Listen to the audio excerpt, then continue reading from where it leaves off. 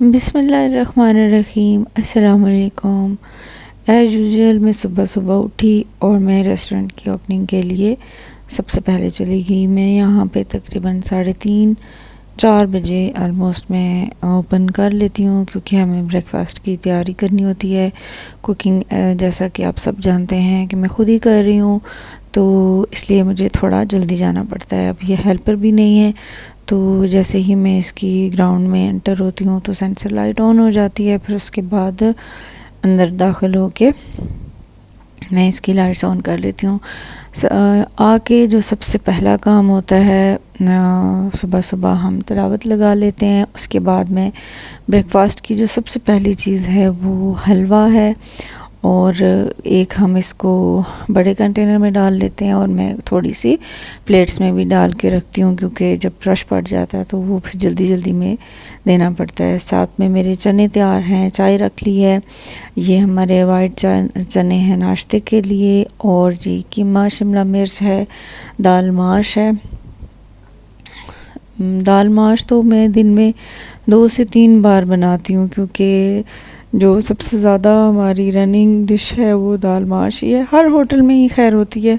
आलू पालक है, और उसके बाद चिकन था, और यहाँ पे सब्ज़ी प्रिपेयर हो रही थी शिमला आलू की। तो इस तरह एज़ यूजुअल जैसे जैसे जो जो चीज़ पक रही है मैं उसी तरह उसको कैप्चर कर रही हूँ। डे टाइम के लिए बिरयानी थी। ये 2 बड़े देगचे बिरयानी के थे, एक का दम तैयार था। मैंने सोचा मैं आपको दिखा देती हूँ। असल में मुझे रेस्टोरेंट में समझ नहीं आती कि मैं किस चीज़ की वीडियो बनाऊँ और मैं किस चीज़ की क्या दिखाऊं। जब घर में होती थी तो मैं एक डिश बना लेती थी और आपको दिखा देती थी। ये इवनिंग के लिए तकरीबन 2-2:30 बजे मैंने तैयारी शुरू कर ली। इसमें हमारी दाल माश अगेन थी, और ये चने के ब्लैक चने थे। चूल्हे मेरे को इग्नोर करें, क्योंकि ये रेस्टोरेंट का चूल्हा है, तो बड़े लेवल पे जब कुकिंग हो रही होती है तो वो थोड़ा सा गंदा हो ही जाता है। हमारी जो बारबेक्यू सेक्शन है वो इवनिंग में स्टार्ट होता है, तो इवनिंग में एक चपली कबाब का ऑर्डर आ गया था, तो मैंने फिर इसको पैन में ही फ्राई कर लिया था। अदरवाइज़ हम जो चपली कबाब का प्रॉपर वो उसका बड़ा ट्रे होता है जिसमें वो बनाते हैं, हमारे पास वो भी है, हम वो यूज़ करते हैं। तो वो एक साथ में 6-7 जो हैं वो लग जाते हैं, तो आसानी हो जाती है। लेकिन अगर एक बनाना हो तो फिर इतनी गैस को वेस्ट करने से बेटर है कि मैं उसको पैन में बना लेती हूँ। ये मेरा मज़ेदार किस्म का चपली कबाब जो है, इसके साथ हमने 3 जो हैं वो मिर्चें फ्राई की थी और सैलड था। ये जी मेरी कढ़ाई थी। फिर बस इवनिंग के बाद तो मुझे कुछ भी कैप्चर करने का मौका नहीं मिलता। ये एक इथोपियन ब्रदर थे, साथ में अपने साथ किटन को भी अपना जो मील था वो एंजॉय करा रहे थे। आज मेस में जो था वो आलू अंडे थे, और ये मैं मेस की तैयारी कर रही हूँ। मेस आप सबको पता होगा कि जो बैचलर्स रहते हैं वो फिर किसी भी होटल में या किसी रेस्टोरेंट में अपना फूड लगवा लेते हैं, और फिर वो मंथली पे करते हैं। फिर उसका एक स्पेसिफ़िक मेन्यू होता है, उसके अकॉर्डिंगली चीज़ें बनती हैं। तो ये हमारे जी जो बाकी डिशेस थी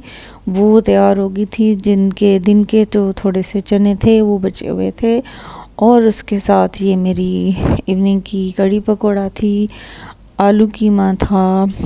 और अब मुझे वीडियो में ऐसे याद भी नहीं है कि नेक्स्ट कौन सी डिश आने वाली है। दाल माश, और जी नेक्स्ट भिंडी आ रही है शाम में। फिर चूँकि हमने कड़ी पकौड़ा बनाया था तो उसके थोड़े से पकौड़े एक्स्ट्रा थे, तो जो हमने अभी बीच में नहीं डाले हुए थे, तो हमने फिर चाय के साथ थोड़े से कड़ी पकौड़ा जो थे वो अरेंज किए। आज जो थी रूहान भाई की राखी थी, और इनकी बहनों ने इंडिया से 4 बहनें हैं इनकी, उन्होंने इंडिया से राखी भेजी हुई थी। तो फिर उन्होंने कहा कि वहाँ पे आप इनके पास होते हैं तो आप इनसे राखी बंधवा लें। रक्षाबंधन की ये इनकी एक त्यौहार है। रूहान भाई जितने लविंग और मीठे भाई हैं, इनकी बहनों की कितनी ख्वाहिश होगी कि हम इनकी राखी बांधें। तो खैर मैंने उनकी तरफ से तहे दिल से उन सब बहनों की तरफ से इनको राखी बांधी, और दिल में बहुत सी दुआएं बहनों की तरफ से भी और मेरे दिल से भी इनके लिए दुआएं ही निकल रही थी, क्योंकि बहुत अच्छा बच्चा है, बहुत अच्छा लड़का है। अल्लाह ताला इनकी ज़िंदगी में मौजूद तमाम परेशानियों को दूर करे, और रिज़्क़ में इजाफ़ा करे और जो भी इनकी मुश्किलात हैं वो दूर करे। अच्छा, हमें कभी भी किसी भी त्यौहार को लेके अब अगर हम किसी भी चीज़ को इधर नेगेटिव होने की या नेगेटिव बोलने की ज़रूरत नहीं है।